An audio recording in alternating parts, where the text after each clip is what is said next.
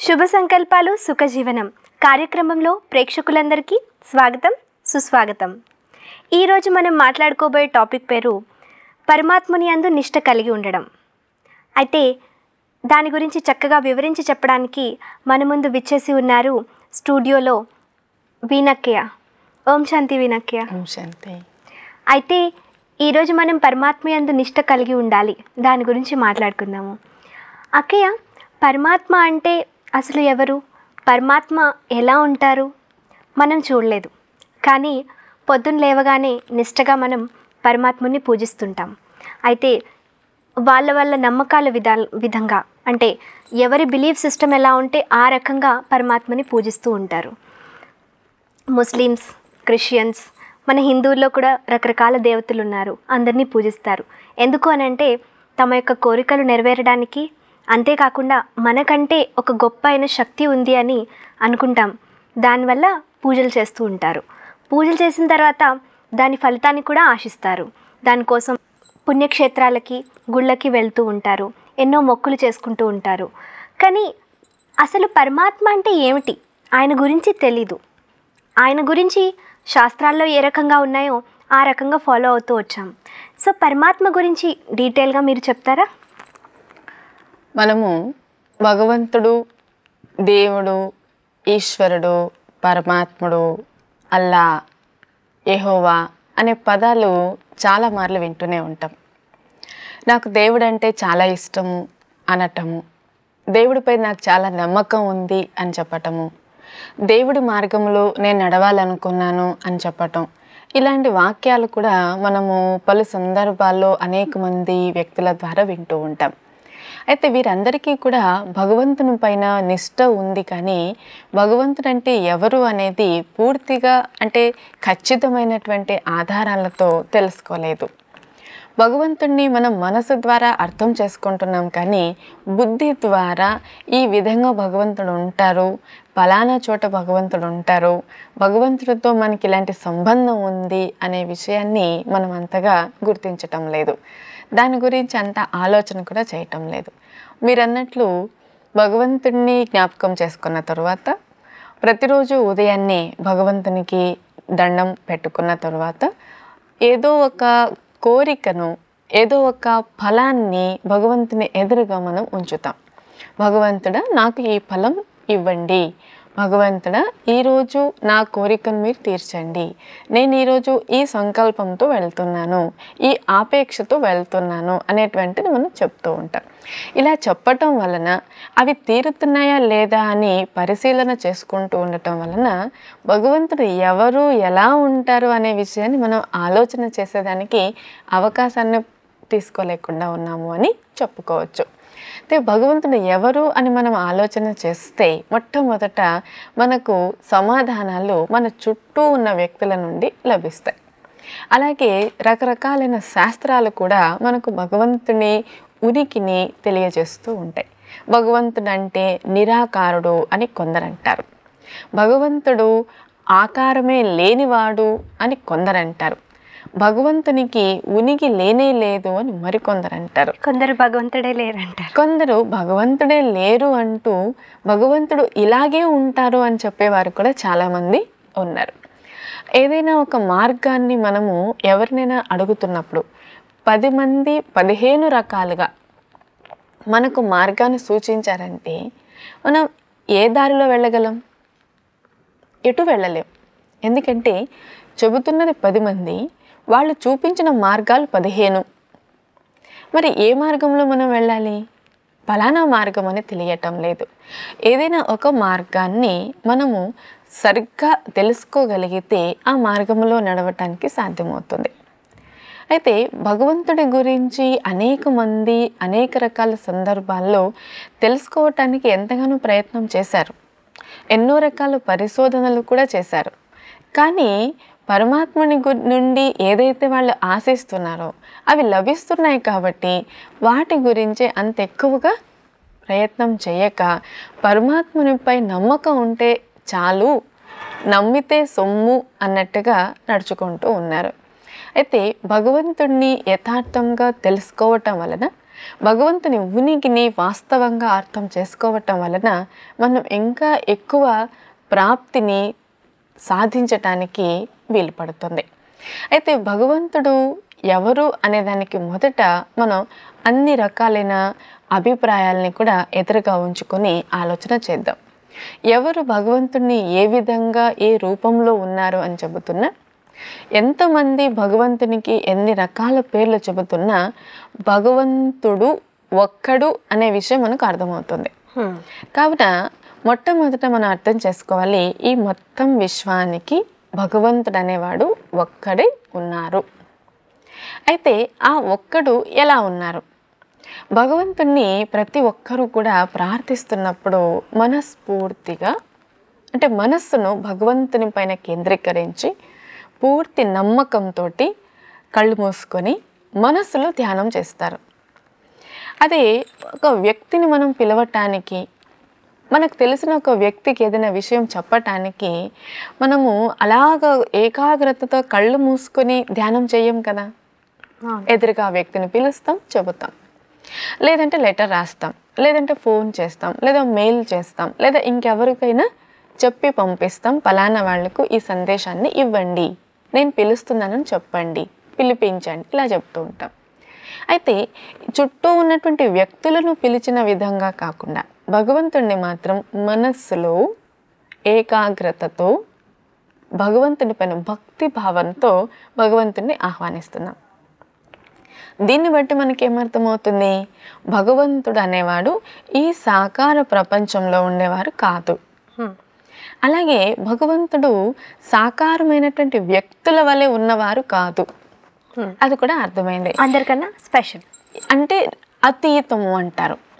ఈ వ్యక్త ప్రపంచానికి, ఈ సాకార స్థూల ప్రపంచానికి అతీతముగా ఉన్నవారు. అందుకే భగవంతుడిని అవ్యక్తం అంటారు. ఇక్కడ మనం చూస్తున్న వ్యక్తులు, ఇది వ్యక్త ప్రపంచం. భగవంతుడు అవ్యక్తము. అందుకే అవ్యక్త భావనతో భగవంతుని మనం ధ్యానిస్తాం, మనస్సుతో ధ్యానిస్తాం. అంటే భగవంతుడు ఒక్కడు అనే విషయం అర్థమైంది. భగవంతుడు మన వలె సాధారణ వ్యక్తి కాదు, అవ్యక్తము అని కూడా అర్థమైంది. అలాగే భగవంతుడిని మనము ప్రార్థించినప్పుడు తండ్రి అని మనం పిలుస్తూ ఉంటాం. ఒక సంబోధన మనం చేస్తూ ఉంటాం ప్రారంభంలో కానీ, మధ్యలో కానీ, లేదా మన ప్రార్థన, మన కోరిక పూర్తి అయిన తర్వాత కూడా తండ్రి అని చెబుతూ ఉంటాం. అంటే దీని నుండి మనకేం అర్థమవుతుందంటే విశ్వంలో ఉన్న ప్రతి ఒక్కరికి భగవంతుడు తండ్రి, సమస్త ప్రాణకోటికి తండ్రి వంటి వాడు అనేది అర్థమైంది. తండ్రి అంటే తన పిల్లలకి సంతోషాన్ని కలిగించేవాడు అని అర్థమైంది కదా. అంటే భగవంతుడు అనేవారు మనకందరికీ సంతోషాన్ని కలిగించేవారు. అలాగే మరొక విషయం మనం ఏం అర్థం చేసుకోవచ్చు అంటే మన కోరికలన్నిటి భగవంతుని ఎదురుగా పెడుతూ ఉంటాం. ఒక్కొక్కసారి ఏదో కావాలని, ఒక్కొక్కసారి ఉన్నది ఏదో పోవాలని. కావాలని అన్నప్పుడు కొన్ని వస్తువులు, ఇంకా ఏదో అవసరమైనవి, సౌకర్యాలు, పేరు ప్రతిష్టలు, ఇంకా ఏదైనా విజయాలు, ఆశీర్వాదాలు కావాలనుకుంటాం. ఇంకా పోవాలి అనుకుంటున్నవి ఏంటంటే మనలో ఉన్నటువంటి చెడు అలవాట్లు, లేదా మనకున్న ప్రాబ్లమ్స్, అలాగే మనకున్న దుఃఖము, బాధ, అవమానం యొక్క భారము, వీటిని తొలగించుకోవటానికి కూడా మనం భగవంతుడిని పిలుస్తూ ఉంటాం. అంటే భగవంతుడు అన్నవారు సుఖాన్ని ఇచ్చేవాడు, దుఃఖాన్ని తొలగించేవాడు అని మనకు కానీ అర్థమవుతుంది చాలాసార్లు ఎవరైనా ఏదైనా ప్రాబ్లం వస్తే భగవంతుడా నాకు ఎన్ని కష్టాలు ఎందుకు ఇచ్చావు అని అంటారు. అని కూడా అనేస్తూ ఉంటారు. అంటే భగవంతుడికి ఎందుకు ఆ విషయం చెబుతున్నాము అంటే భగవంతుడు దూరం చేసేవాడు అని మనకు నమ్మకం ఉంది. అంటే భగవంతుడు దుఃఖాన్ని దూరం చేసేవాడు కదా, మరి నాకు ఎందుకు వచ్చింది అని అంటూ భగవంతుడిని కూడా అలాగా ఒక్కొక్కసారి ఎక్కువ ప్రేమ అయితే నిందిస్తాం కదా, అలాగే భగవంతుడిని కూడా నిందిస్తూ ఉంటాం. నాకు ఎందుకు ఇన్ని కష్టాలు పెట్టావు తండ్రి, మళ్ళీ అక్కడ తండ్రి అంటాము. సో తండ్రి అంటే తన పిల్లలకి సుఖాన్ని ఇచ్చేవాడు, తన పిల్లల దుఃఖాన్ని బాధను దూరం చేసేవాడు. ఈ విషయాలు మనకి ఇప్పుడు అర్థమవుతున్నాయి.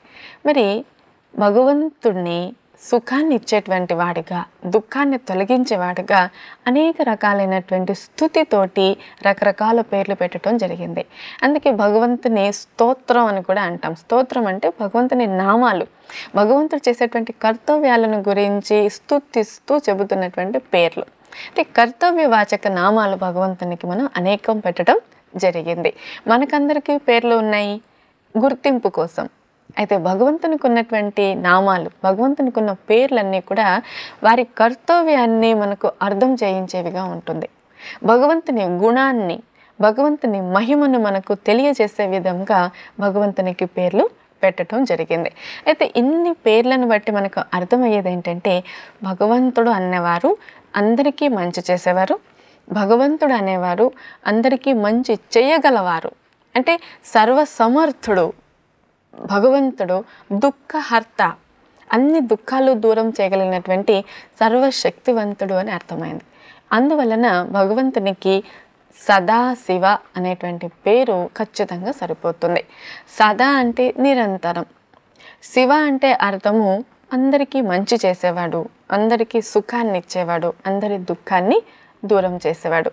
అంటే భగవంతుడు మన వ్యక్తుల వంటి వాడు కాదు, అంటే అవ్యక్తం. అందుకే భగవంతుని ఎదురుగా దీపాన్ని వెలిగిస్తాం, ఎందుకంటే భగవంతుడు జ్యోతి స్వరూపం, భగవంతుడు శక్తి స్వరూపం. మన ముస్లిం సోదరులైతే అగరవత్తులు వెలిగిస్తారు, అల్లాహ్ నూర్ హై అంటారు, భగవంతుడు మెరిసే వజ్రం లాంటి రూపాన్ని కలిగి ఉన్నారు అని మనకు వాళ్ళు చెబుతూ ఉంటారు. ఇక క్రైస్తవ సోదరులైతే భగవంతుని లైట్ అంటారు, గాడ్ ఈజ్ లైట్ అంటారు, భగవంతుడు వెలుగు, ప్రకాశమే భగవంతుడు అని వారు చెప్తారు. చాలామంది ఇంకా ఇతర దేశస్తులు, ఇతర ధర్మాల వాళ్ళు కూడా భగవంతుడిని అగ్ని రూపంలోనూ, సూర్యుడి రూపంలోనూ, వెలుగు రూపంలోనూ పూజిస్తున్నారు. హిందువులైతే భగవంతుని పరంజ్యోతి స్వరూపుడు అని పిలుస్తూ ఉంటారు, పరంధామ నివాసి అంటూ ఉంటారు. అంటే భగవంతుడు వెలుగు స్వరూపము, మనకందరికీ తండ్రి, భగవంతుడు ఒక్కడే, భగవంతుడు ఈ వ్యక్త ప్రపంచానికి అతీతముగా అవ్యక్తమైన వారు అనే విషయం మనకు అర్థమైంది. ఈ విషయాన్ని గుర్తుంచుకుంటే, దీన్ని యథార్థంగా మనం అర్థం చేసుకొని భగవంతుని ప్రార్థిస్తే ఇంకా ఎంతో లాభాన్ని తీసుకోవచ్చు. అక్కయ్య, మీరు భగవంతుడి గురించి చెప్తూ చాలాసార్లు ఈ వర్డ్ యూజ్ చేశారు, పరమాత్మ నిరాకారుడు అనేసి. నిరాకారుడు అంటే ఆబ్వియస్లీ పరమాత్మ మనకి కనిపించరు. మరి ఆయనని కమ్యూనికేట్ చేయడం, ఆయనతో మాట్లాడడం, ఇదంతా సాధ్యం అంటారా? ఏ రకంగా చేయాలి? భగవంతుడు నిరాకారుడు అయితే సర్వశక్తివంతుడు, మనం అది గుర్తుంచుకోవాలి. సర్వశక్తివంతుడికి సాధ్యం కానిది ఏది లేదు. ఈరోజు మనము కనిపించని గాలిని అర్థం చేసుకుంటూ ఉన్నాం. మన కళ్ళకు కనిపించని గాలి ద్వారా ఎన్నో అందమైన దృశ్యాలను తరంగాల ద్వారా పంపిస్తూ ఉన్నాం, తరంగాల ద్వారా దాన్ని స్వీకారం చేస్తున్నాం. జస్ట్ లైక్ మొబైల్ ఫోన్ లాగా, టీవీ తరంగాల్లాగా, రేడియో తరంగాల్లాగా, శాటిలైట్ నుండి ఎన్ని రకాల తరంగాలు మనం తీసుకుంటున్నాం. ఎన్నో రకాల వైబ్రేషన్స్ని మనం గాలి ద్వారానే తీసుకుంటున్నాం. గాలి మన కళ్ళకు కనిపిస్తుందా? లేదు.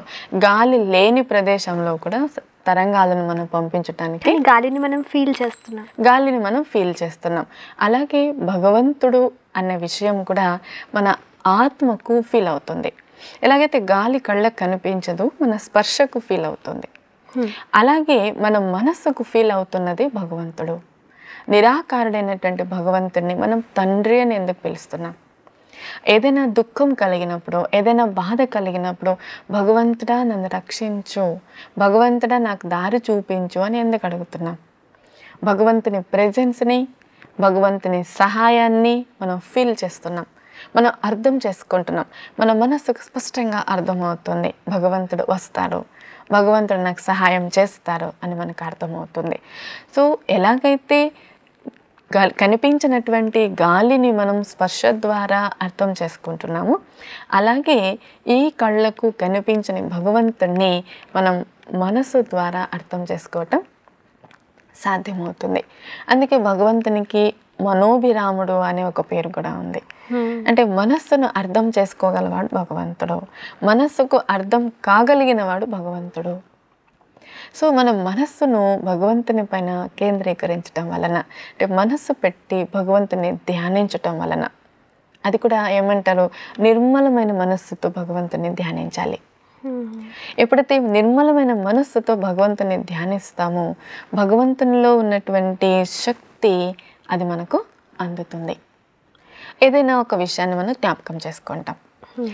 మనం ఇంట్లో నుండి బయటకు వచ్చున్నాము, బయట ఉద్యోగ రీత్యానో లేదా చదువుల రీత్యానో చాలా దూరంగా ఉంటాం తల్లిదండ్రులకి. అక్కడ మనకు ఏదో ఒక ప్రాబ్లం వచ్చింది, దాన్ని మనకు మనమే సాల్వ్ చేసుకోవాల్సిన అవసరం కూడా ఏర్పడింది. తల్లిదండ్రులతో కాంటాక్ట్ అవ్వడానికి మనకు సాధ్యపడలేదు. అప్పుడు ఏం చేస్తాము, వారు నేర్పించిన విషయాలను జ్ఞాపకం చేసుకుంటాం. ఒకవేళ నేను అమ్మని కానీ లేదా నాన్నని కానీ లేదా నా టీచర్ని కానీ ఈ విషయం అడుగుంటే వాళ్ళు నాకు ఏమైనా సమాధానం ఇచ్చుండొచ్చు అని ఆలోచన చేస్తాం. ఇంతకు మునుపు వాళ్ళు ఏ విధంగా మనకు సమాధానం ఇచ్చేవారు, ఏ విధంగా మనల్ని ఆ ప్రాబ్లం నుండి బయటకు తీసుకువచ్చారో ఆ విషయాన్ని జ్ఞాపకం చేసుకుంటూ మనం ఒక నిర్ణయానికి వచ్చేస్తాం. అప్పుడు ఏమనిపిస్తుంది, ఓ అమ్మనే నాకు చెప్పారు, మా టీచర్ నాకు ఈ సమాధానం చెప్పారు మనకు అనిపిస్తుంది. వాళ్ళు మన తోడు ఉన్నట్టు కూడా మనకు అర్థమవుతుంది. అదేవిధంగా మన మనస్సుతో ఇప్పుడు భగవంతుని ధ్యానిస్తాము, భగవంతుడు ఇస్తున్నటువంటి రకరకాలైనటువంటి శిక్షణల అనుసారంగా మన మనసుకు కూడా ఒక మంచి మార్గం కనిపిస్తుంది. మరి భగవంతుడు ఇచ్చే శిక్షణలు అంటున్నారు, ఇవి మనం ఎలా ఫీల్ అవ్వగలుగుతాం అక్కే? భగవంతుడు ఇచ్చే శిక్షణను ఎప్పుడు మనం గుర్తించగలుగుతున్నాము అంటే మన మనస్సు చాలా తేలికగా అనిపిస్తుంది. ఒక మంచి మార్గాన్ని మనం అర్థం చేసుకోగలిగితే, ఒక మంచి మార్గాన్ని మనం గుర్తించగలిగితే మనసు చాలా తేలికగా ఫీల్ అవుతుంది. ఒకవేళ అది కాకుండా ఇంకొక విషయం మనకు అర్థమైనా లేదా ఇంకొక మార్గం మనకు తోచిన మనసులో ఏదో వెలితిగా ఉంటుంది. సమాధానం కలిగినట్లే ఉంటుంది కానీ ఇదేదో వెలితిగా ఉంది, ఇదేదో సరైన సమాధానం కాదనిపిస్తుంది మళ్ళీ మన అంతరాత్మ మనకు చెబుతూ ఉంటుంది, మన మనసే చెబుతూ ఉంటుంది. మరి సరైన సమాధానం వచ్చే వరకు మళ్ళీ మళ్ళీ ఆలోచన చేస్తూనే ఉంటాం. మన వివేకము మళ్ళీ మళ్ళీ ఆలోచన చేస్తూ భగవంతుడు చూపించే మార్గం ఎలా ఉండొచ్చు అనే విషయాన్ని మనకు అర్థం చేస్తుంది. ఎప్పుడైతే ఒక సమాధానం మనకు ఖచ్చితమైనది లభిస్తుందో, భగవంతుడు సూచించిన మార్గంలో ఉన్నటువంటి సమాధానం అర్థమవుతుందో అప్పుడు మనకు అనిపిస్తుంది, ఇంత చక్కటి సమాధానం మన వద్దే ఉన్నది, ఇంతటి చిన్న సమాధానం ఉన్నది, నేను ఎందుకు ఇంతసేపు తలబాదుకున్నానా అనేసి మనకు అనిపిస్తుంది. మరి అలాంటి సమాధానం లభించినప్పుడు మన మనసు చాలా తేలికగా అనిపిస్తుంది, లేకపోతే మనసులో ఏదో వెలితిగా ఉన్నట్టు అనిపిస్తుంది.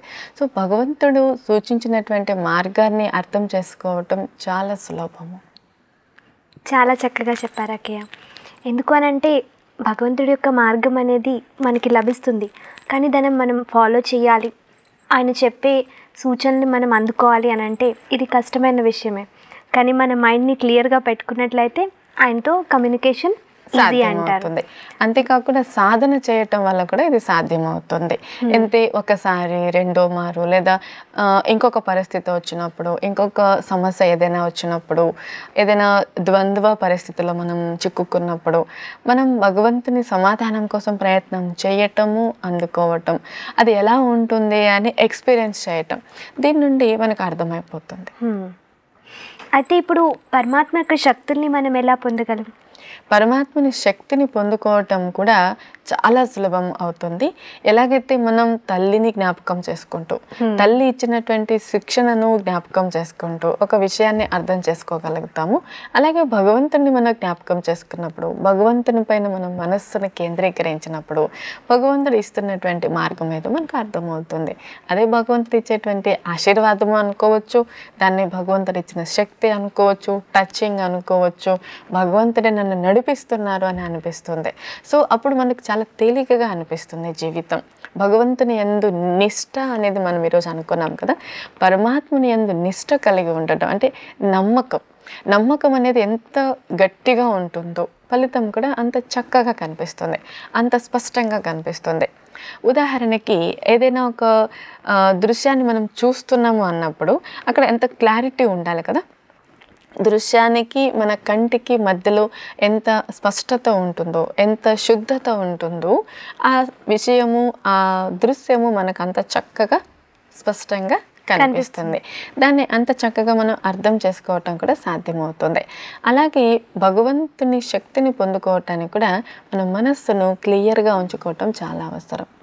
ఎందుకంటే మనం మనస్సు పెట్టి కదా ధ్యానం చేస్తాం భగవంతుణ్ణి, మనస్సుతోనే కదా భగవంతుని కమ్యూనికేషన్ మనము అలవాటు చేసుకుంటాము, సాధన చేస్తూ ఉంటాము. అలాగే భగవంతుని యొక్క శక్తిని, భగవంతుడు ఇచ్చేటువంటి సమాధానాన్ని మనస్సు ద్వారానే మనం క్యాచ్ చేసుకుంటాం. కాబట్టి మనస్సును శుద్ధంగా పెట్టుకోవటం అనేది చాలా అవసరం. అయితే ఎక్కడ నమ్మకం ఉంటుందో అక్కడ అశుద్ధత కూడా దూరం అవుతుంది. అశుద్ధత అంటే రకరకాలైనటువంటి ద్వంద్వ విధానాలు, ద్వంద్వ వైఖరులు, ఇతరులు చెప్పినటువంటి రకరకాల కన్ఫ్యూజన్స్, ఇలాంటి తికమక పరిస్థితులు ఇవన్నీ కూడా దూరం అయిపోయి ఎప్పుడు మన మనసు అయితే క్లియర్గా భగవంతుని పైన కేంద్రీకృతం అవుతుందో అప్పుడు భగవంతుని సూచన మనకు అర్థమవుతుంది, భగవంతుడు ఇస్తున్న శక్తి కూడా మనకు అందుతుంది. చాలా చక్కగా చెప్పారు. అయితే అక్కయ్య చెప్పినట్టుగానే మన యొక్క మనసుని ఎప్పుడైతే క్లియర్గా ఉంచుకుంటామో ఆయన యొక్క టచింగ్స్ అనేవి మనకి ఫీల్ అవుతాయి. దాంతోపాటు మనకి ఏదైనా పరిస్థితి వచ్చినప్పుడు భగవంతుడిని మనం మనస్ఫూర్తిగా గుర్తు చేసుకున్నట్లయితే తప్పకుండా ఆయన సహాయం చేస్తారు. అయితే చాలామంది మనసులో ఈ యొక్క ప్రశ్న ఉండొచ్చు, అండ్ నా మనసులో కూడా ఇదే ప్రశ్న ఉంది. ఇప్పుడు భగవంతుడిని మనం ఆల్రెడీ భగవంతుడు మన యొక్క కోరికలన్నింటినీ తీరుస్తారు, ఆయనకు తెలుసు. ఎందుకంటే మన ఫాదర్ కాబట్టి, ఫాదర్ తన పిల్లల గురించి తప్పకుండా కేర్ తీసుకుంటారు. సో ఆల్రెడీ ఆయన అన్నీ ఫిక్స్ చేసినప్పుడు మరి అయినా కానీ మనం ఎందుకు ఎక్స్పెక్ట్ చేస్తూ ఉంటాం అక్కయ్య? ఎక్స్పెక్ట్ చేయడం అవసరం అంటారా? భగవంతుడి నుండి ఇంకా మనం ఏదో కోరుకుంటున్నాము, ఎక్స్పెక్ట్ చేస్తున్నాము అంటే అది ఒక విధంగా అంటే ఒక మేరకు ఉన్నప్పుడు అది మంచిదే. అది ఒక మోతాదుని దాటినప్పుడు అది ఇబ్బంది కలిగిస్తుంది. తండ్రి అనే భగవంతుడిని మనం ఎప్పుడు ఒప్పుకుంటాము, భగవంతుడు నాకు తండ్రి అనే నమ్మకాన్ని ఎప్పుడు కలిగి ఉంటాము, భగవంతుడి నుండి మనం ఏమీ ఎక్స్పెక్ట్ చేయవలసిన అవసరం లేదు. తండ్రి నుండి మనం ఏదో ఎక్స్పెక్ట్ చేస్తేనే తండ్రి మనకి ఇస్తున్నారా? లేదు కదా. లేదు. అలాగే భగవంతుడి నుండి కూడా నేను ఫలానది ఎక్స్పెక్ట్ చేస్తేనే నాకు ఇస్తారని అనుకుంటే అది ఒక విధమైన భ్రమనే.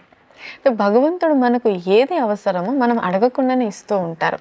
కానీ మనము మన కోరికని మనం అలాగ ఉంచుకోలేక, లేదా భగవంతుడు ఇచ్చే వరకు ఆగి ఉండలేక, ఓర్పు వహించి ఉండలేక మనం ముందుగా భగవంతుని అడిగేస్తూ ఉంటాం. ఇట్లా భగవంతుని అడగటంలో తప్పు లేదు, కానీ పదే పదే దాన్ని గురించి ఆలోచన చేస్తూ దాన్ని భగవంతుడికి మళ్ళీ మళ్ళీ నొక్కి చెబుతూ ఉండటం వలన మన నమ్మకం పైన మనకి కొంచెము సడలింపు అనేది వచ్చేస్తుంది. అంటే భగవంతుడి పైన నాకు ఎంత నమ్మకం ఉందో అది తగ్గినట్లుగా మనకు అనిపిస్తుంది. ఎవరైనా మనకు ఒకే విషయాన్ని పదే పదే చెప్పారనుకోండి, మనం ఏమంటాము? అర్థమైంది, ఎందుకు అలా చెబుతున్నావు, మీకేమైనా అనుమానం ఉందా నేను చేయలేనని అని అంటామా లేదా? అంటే నమ్మకం తక్కువ ఉంది అనే విషయం మనకు అర్థమవుతుంటుంది, అందుకే చెబుతున్నారు ఎన్నిసార్లు అనేసి. అయితే భగవంతునికి కూడా మనకి ఏం కావాలో మనం చెప్పటం అనేది తప్పు లేదు, భగవంతుని అడగటంలో కూడా తప్పు లేదు. మళ్ళీ మళ్ళీ అదే అడగటం, అది తీరుతున్నదా లేదా అని చూసుకోవటం, ఎందుకు తీరలేదు అని మళ్ళీ భగవంతుని ప్రశ్నించటం, ఇది కోరిక అవుతుంది.